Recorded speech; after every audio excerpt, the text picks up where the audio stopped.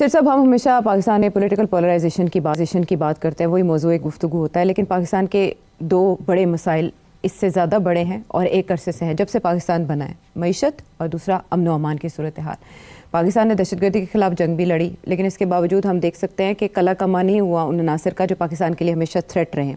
اب 2024 کو مہلک ترین سال قرار دیا گیا تھا، ایک دہائی کا پاکستان کے لیے، جس میں 2500 سے زائد افراد جو ہیں وہ شہید ہوئے، سیکیورٹی پرسنلز بھی ان میں ہیں، باقی سویلینز تھے۔ لیکن اب 2025 کا جیسے آغاز ہوا ہے تو حملوں میں شدت آئی ہے۔ جنوری کو میں اچھا خاصا اضافہ دیکھا گیا حملوں کی تعداد میں، اور اب جو آج کا حملہ ہے وہ سگنیفیکنٹ اس لیے ہے کہ اس میں ایک مدرسے کے سربراہ کو ٹارگٹ کیا گیا ہے، اور نماز جمعہ کی ادائیگی کے بعد مولانا حامد الحق صاحب، جو کہ مولانا سمیع الحق صاحب کے صاحبزادے ہیں، ان کے بعد انہوں نے چارج سنبھالا تھا، ان کو ٹارگٹ کیا گیا۔ اب جو ان کی ٹارگٹ کلنگ ہے اس کے بہت سے محرکات ہیں، اور ہر کوئی اس وقت یہ اندازہ لگانے کی کوشش کر رہا ہے کہ ان کی جو شہادت ہے یا ان کی جو ہلاکت ہے وہ کن عوامل کا نتیجہ ہو سکتی ہے اور اس کی جڑیں کہاں تک جاتی ہیں، اور یہ پاکستان میں جو دہشت گردی کی لہر ہے کیا یہ افغانستان اسپیسیفک ہے یا اور بھی فیکٹرز ہو سکتے ہیں؟ تو آپ کیسے دیکھتے ہیں آج کے اس حملے کو اور دہشت گردی میں اضافے کو؟ دیکھیے، میں تو دیکھ رہا ہوں کہ کچھ عرصے سے حقانی نیٹ ورک جیسے ہم کہتے رہے ہیں، جس کے بہت سے بازو ہیں جی، اس کے اوپر اٹیک آ رہی ہے۔ اب اس سے قبل کابل کے اندر ان کے جو ریلیجس افیئرز منسٹر تھے طالبان کے، خلیل حقانی صاحب، ان کو اسیسنیٹ کیا گیا، ٹارگٹ کلنگ تھی جی، اور کچھ عرصے کے لیے تو کسی نے ذمہ داری نہیں اٹھائی، مگر پھر اسلامک اسٹیٹ خراسان، IS، داعش، انہوں نے کہا کہ ہم نے اس کو ایلیمینیٹ کیا۔ اب کیوں کیا اس کو بتایا نہیں جاتا کیوں کیا، اس کی طرف میں آتا ہوں ابھی۔ اب اس کے بعد ہمارے سننے میں یہ آ رہا ہے کہ سراج حقانی، جو کہ ان کے انٹیریئر منسٹر ہیں، جن کا تعلق پاکستان کی انٹیلیجنس ایجنسیوں کے ساتھ کافی کبیر عرصے سے تعلق رہا ہے، اور وہ ہمیشہ گو بٹوین رہے ہیں۔ سب سے زیادہ اٹیکس بھی سراج حقانی کی طرف سے اور خلیل حقانی کی طرف سے ہوتے تھے ڈیورنگ امریکن ٹائمز، اور اس کے بعد بھی ابھی بھی جنرل فیض جب گئے تھے کابل تو سراج حقانی اور خلیل حقانی سے ملاقاتیں ہوئی تھی۔ تو حقانی نیٹ ورک کے ساتھ ہماری انٹری تھی ٹو دا طالبان۔ اخندزادہ صاحب جو ہیں، جو کہ اس وقت ان کے ایڈیولوجیکل ہیڈ ہیں، اور جو جیسے خمینی ہیں ایران کے اندر، تو اخندزادہ صاحب جو ہیں ہبت اللہ، وہ جو قندھار میں ہیں، وہ ہی از دا ہیڈ۔ اور ملا عمر جو اس سے پہلے جو ہیڈ تھے طالبان کے، ان کے جو صاحبزادے ہیں ملا یعقوب، وہ ڈیفنس منسٹر ہیں۔ تو اب یہ صورتحال ہے، تو اس پہ کافی قسم کی ٹینشنز چل رہی ہیں۔ ایک تو اخندزادہ صاحب جو ہیں وہ کنزرویٹو ہیں، اور وہ سمجھتے ہیں کہ جو آرتھوڈاکس اسلام ہے وہی انہوں نے یہاں چلانا ہے، اور کسی قسم کی ریلیکسیشن نہیں کرنی انڈر اینی پریشر۔ مگر انہوں نے اپنے لائلسٹ کو ہر جگہ پہ کرٹیکل جگہ پہ رکھا ہوا ہے، مگر اس کے باوجود پھر بھی جو لوگ ان سے پورا اتفاق نہیں کرتے کرٹیکل ایریاز میں، جیسے ڈیفنس منسٹر ہے جس کا بھی ذکر کیا ہم نے، جیسے انٹیریئر منسٹر ہیں ان کا ذکر آیا، اور ڈیفنس منسٹر جو ہیں وہ ہیں ملا یعقوب جو ہیں وہ صاحبزادے ہیں ملا عمر کے۔ تو اب اس قسم کی وہاں انفلوئنشل پارٹیز ہیں، اس میں کافی ڈویژنز ہیں۔ پہلے تو یہ ڈویژن ہے between some of these people and Akhundzada sahib. وہ کیا ہے؟ اخندزادہ صاحب کہتے ہیں کہ خواتین کی آزادی نہیں ہونی، خواتین کی تعلیم نہیں ہونی، ہیومن رائٹس ایشوز ہمارے لیے ایشوز نہیں ہیں، فارن ایڈ ہم نے نہیں لینی۔ وہ بالکل ایک کنزرویٹو آرتھوڈاکس قسم کی ریاست چلانا چاہتے ہیں۔ یہ سب لوگ جو ہیں یہ سمجھتے ہیں کہ ہمارے تعلقات بھی ہونے چاہیے، اور اسلامک اسٹیٹ ہم بنائیں گے مگر اس پہ فارن ریلیشنز بھی ہونے چاہیے، اور کچھ ایسی چیزیں ہیں جو کہ we should consider, for example women's education, human rights, تھوڑا بہت میڈیا کی آزادی اینڈ سو آن۔ اچھا، تو یہ میجر ڈفرینس ہے۔ یہ سب لوگ ایک طرف ہیں آن دیز ایشوز، اور اخندزادہ صاحب دوسری طرف ہیں۔ پھر ایک اور بھی ایشو ہے کیا؟ اب اس میں یہ ہے کہ یہ جو دوحہ والے ہیں، جن لوگوں نے دوحہ کے اندر امریکہ کے ساتھ بیٹھ کے مذاکرات کیے تھے for the exit of the Americans, ان میں ملا عبدالغنی برادر صاحب ہیں، ملا برادر تھے، اور اسٹینکزائی صاحب، اسٹینکزائی صاحب جو تھے وہ ڈپٹی فارن منسٹر رہے ہیں، اور برادر صاحب جو ہیں وہ تو ڈپٹی پرائم منسٹر ہیں۔ اچھا، وہ یہ کہتے ہیں کہ جی ہماری وجہ سے آپ کو یہ موقع ملا یہاں آنے کا. اور وہ بھی یہ سمجھتے ہیں کیونکہ ان کے انٹرنیشنل کانٹیکٹس تھے, وہ بھی چاہتے ہیں کہ انٹرنیشنل کمیونٹی کے ساتھ بات چیت رہے, امداد لی جائے اور ماڈرن اسٹیٹ بنایا جائے. ٹھیک, کنزرویٹو ہیں مگر وہ ان کا جو ایمفسس ہے وہ سلائٹلی ڈفرینٹ ہے. تو اخندزادہ صاحب ان کو بھی ٹرسٹ نہیں کرتے, اور وہ کہتے ہیں کہ ہمارا بہت بڑا رول تھا. اچھا, یہ ساری چیزیں جو ہے انٹرنلی چل رہی تھی اور مگر باہر نہیں نکلتی تھی, کوئی اوپن ریوولٹ نہیں تھا کوئی, مگر یہ کلیئر تھا کہ ڈفرینسز آف اوپینین ہے کہ کیسی ریاست بنانی چاہیے. اچھا, اس صورت میں اخندزادہ صاحب جو ہیں وہ بڑی ہارڈ لائن لے رہے تھے. ابھی حال ہی میں ستانکزئی صاحب جو ہیں انہوں نے باتیں شروع کر دی کہ خواتین کی تعلیم ہونی چاہیے, ان کے اوپر جو پابندیاں لگائی ہیں سخت قسم کی ہٹانی چاہیے. یہ نہیں کہ ان کو ماڈرن بنا دیا جائے یا کوئی لبرل بنا دیا جائے, مگر صرف اتنا ہی کہ یار یہ اس قسم کی پابندیاں آج کل کے دور میں, اور اوپر سے انٹرنیشنل کمیونٹی جو ہے وہ شور ڈالے ہوئے ہیں, اور انٹرنیشنل کمیونٹی امداد دینا چاہ رہی ہے, ڈپلومیٹک ریلیشنز بنانا چاہ رہی ہے. تو یہ سارے وہ لوگ ہیں جن کی انٹرنیشنل تعلقات ہیں. اخندزادہ صاحب کے بالکل نہیں تھے.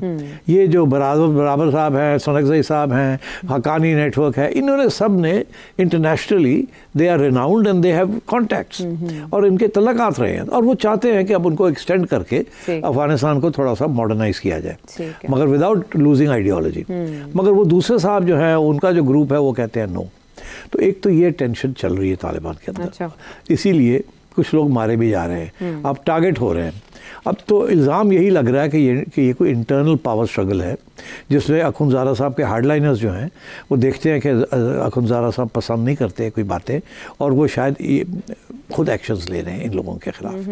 دوسری طرف اب ستانکزئی صاحب جو ہیں, جب انہوں نے یہ بیان دیا کہ تعلیم ہونی چاہیے بچوں کی, اور میں نہیں اگری کرتا جس قسم کی پالیسی کی جا رہی, تو اخندزادہ صاحب نے ان کی گرفتاری کے وارنٹس ایشو کر دیے, اور وہ یو اے ای چلے گئے, اور وہ انہوں نے ڈیفنس منسٹر کے ساتھ مل کے اپنے آپ کو نکلوا دیا وہاں سے. تو ڈیفنس منسٹر صاحب جو ہے ملا یعقوب, وہ بھی اب نظروں میں آ گئے ہیں اخندزادہ صاحب, کیونکہ انہوں نے ستانکزئی صاحب کو نکال دیا. اب وہ دبئی میں جا کے بیٹھ گئے. اب وہ کہہ تو نہیں رہے کہ میں خلاف ہوں, مگر وہ ظاہر ہے سب یہی کہہ رہے ہیں کہ یہی وجہ تھی کہ وہ نکلے. اب وہ کہہ رہے ہیں, آڈیو آئی تھی ان کی جس میں مگر انہوں نے یہ کہا تھا کہ میں نے انہوں نے الزام اخندزادہ صاحب کے اوپر نہیں لگایا, مگر انہوں نے یہ کہا کہ میں سمجھتا تھا کہ میری گڑبڑ ہونے والی ہے تو بڑھ نکلا ہے. مگر ابھی تو وہ یہ کہہ رہے ہیں صرف کہ جی میں بیمار ہوں. اچھا, مگر یہ ڈفرینسز تو ہو گئے نا اب, تو یہ بڑھیں گے, یہ کام نہیں ہوں گے, کیونکہ اب لوگ مارنے شروع کر دیے ہیں. اب وہ جو مر رہے ہیں وہ ایک سائیڈ کے لوگ مر رہے ہیں, ایک سائیڈ کے مر رہے ہیں, دوسری سائیڈ کے نہیں.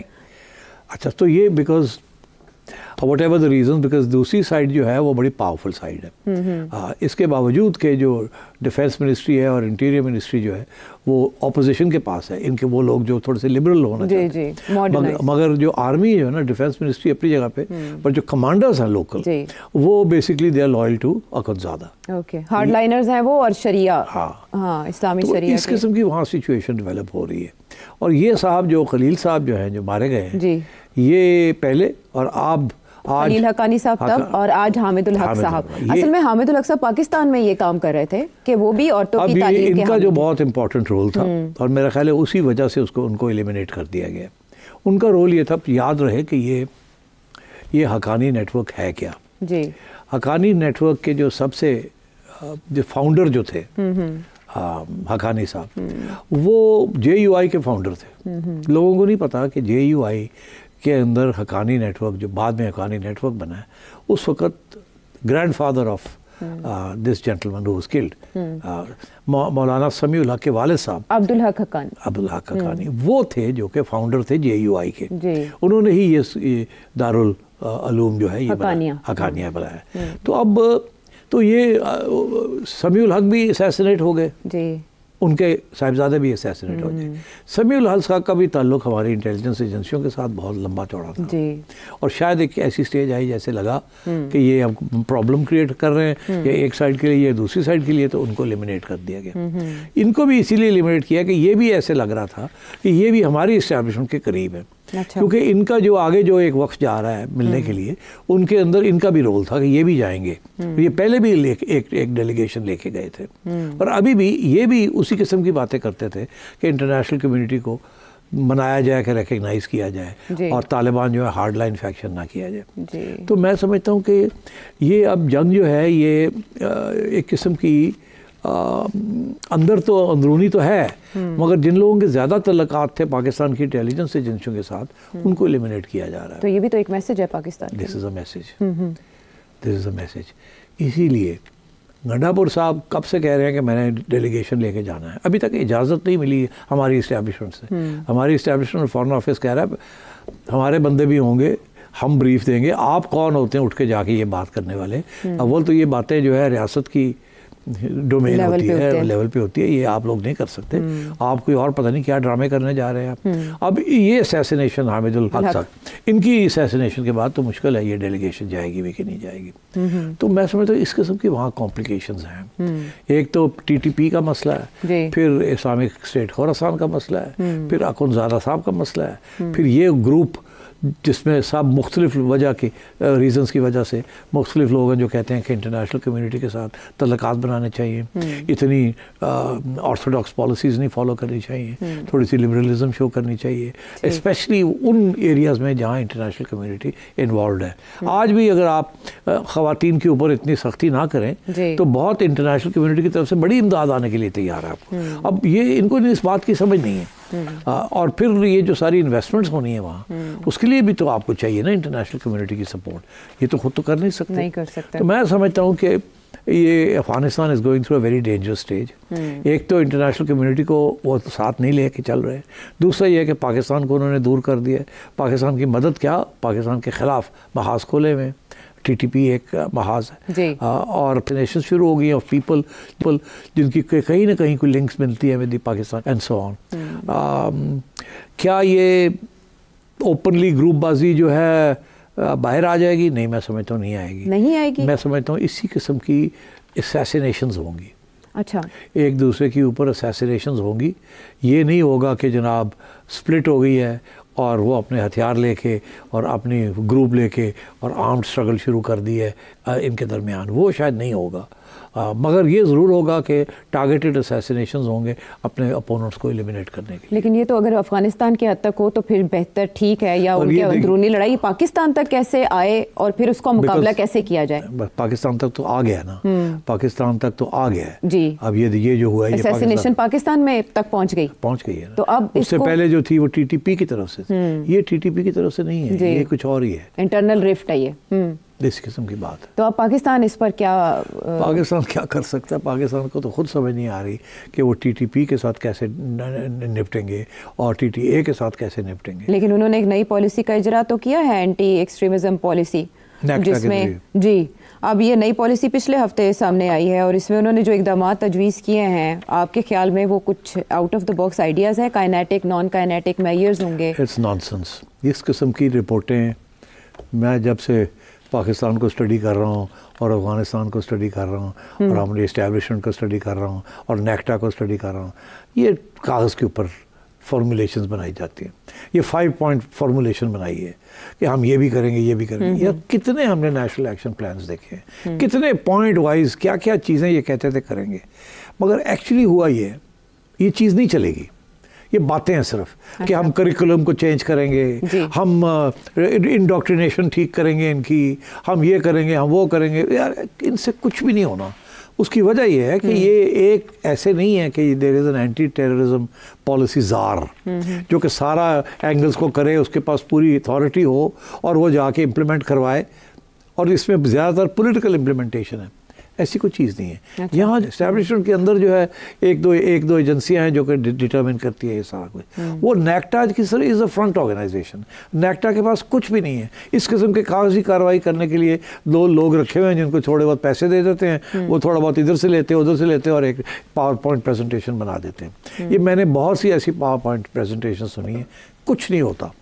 اس میں اتنی مشکل ہے یہ کوآرڈینیٹ کر کے یہ ساری پالیسی بنانا, اور اس کے ساتھ ریاست کی باقی پالیسیز بھی کو بھی دیکھنا پڑتا ہے, ان کو بھی چینج کرنا پڑتا ہے, جہاں کوئی اٹیمپٹ نہیں ہے کہ فار پولیٹیکل ریزنز, کیونکہ وہاں وہ موقع پرستی از دا پیراماؤنٹ پرنسپل. تو یہ تو اس قسم کی چیز, یہ ابھی تک اس قسم کی بڑے پیپرز نکلے ہیں, بڑی پالیسیز نکلی ہیں. یہ فضول ہے, یہ صرف باتیں ہیں, ٹائم ضائع کرنے والی بات ہے. ایکچولی موٹی موٹی بات ہوتی ہے پالیسی کے اندر جسے کہتے ہیں اسٹریٹجک ڈائریکشن. اسٹریٹجک ڈائریکشن جو ہے اس کو چلانے کے لیے you need one focal person with full power, both political and military. یہاں تو نیکٹا کے پاس تو ہے ہی کچھ نہیں. It's just a shell organization. Bureaucrat 4 بٹھا دیے, ایک آدھ جرنیل بٹھا دیا ہوگا, وہ سارا دن بیٹھ کے پالیسی پیپر لکھتے رہتے ہیں, وہ کوئی پڑھتا ہی نہیں ہے. اور آپ اور میں اخبار میں آتے ہیں, ہم ایک دن پڑھ کے وہ گیا ختم. This is what happens. وہ ہمیں لگتا ہے کوئی برینز کریکولم چینج مطلب ہے آپ بتائیں, یہ رجسٹر نہیں کر سکتے مدارس کو, یہ کریکولم چینج کریں گے. وہ پہلا آئٹم ہی اس میں یہی ہے کریکولم چینج. وہ اسکول کریکولم چینجز ہے لیکن مدرسہ تو لکھا ہی نہیں گیا. نہیں چھوڑو نا, ان کی کیا, ان کے اتنے گٹس نہیں ہے to even make any changes. باتیں بھی نہیں صحیح کر سکتے, لکھ بھی صحیح نہیں سکتے. ری سیٹ یہ کریں گے اور ری ٹیون یہ, ارے یار ری کریں گے, ری انٹیگریٹ کریں گے, ری وزٹ کریں گے, ریچ آؤٹ کریں گے. بس یہ ٹپیکل وہ جو ہے نا پاور پوائنٹ پریزنٹیشن, میں اس سے بہتر بنا کے ان کو دے سکتا ہوں فار فری, مگر کیا اس کی دیر از نو امپلیمنٹیشن میکینزم. اس کے پیچھے کیا پاور ہے جو اس کو امپلیمنٹ کرائے گی؟ یہ تو پرائم منسٹر نہیں کرا سکتا. یہ کیا بات کر رہے ہیں؟ ایک نیشنل نیریٹو کو بھی پروموٹ کرنے کی بات کی ہے, تو صرف آپ کا خیال ہے کہ صرف طالبان کے لیے یا ان لوگوں کے لیے نیشنل نیریٹو ہے؟ It's for the entire country.